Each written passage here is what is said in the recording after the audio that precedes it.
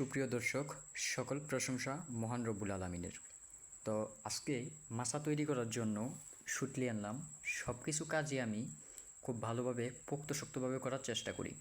এটা আমি নর্মালভাবেও করতে পারতাম, কিন্তু পোক্তশক্তভাবে ফ্রেমটা তৈরি করেছি।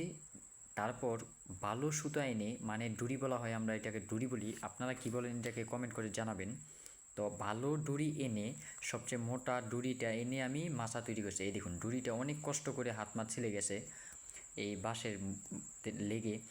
এই পোক্তাশক্তভাবে টান দিয়ে আমি মাছাটা তৈরি করেছি, কিন্তু 203 টাকার ডুরি এনেছি, তাও হয় না, একটু বাকি আছে। 400 টাকা কিলো এই ডুরিটা। তো যাই হোক, সমস্যা নেই, ইনশাল্লাহ বাকিটুকু আনবো, এবং এটা আমি চাই যাতে পোক্তাশক্ত হয়। এবং এই মাচাটিতে ইনশাল্লাহ বীজ রোপণ করেছি, বীজ থেকে চারা হচ্ছে তরমুজের চারা, মিষ্টি কুমড়ো,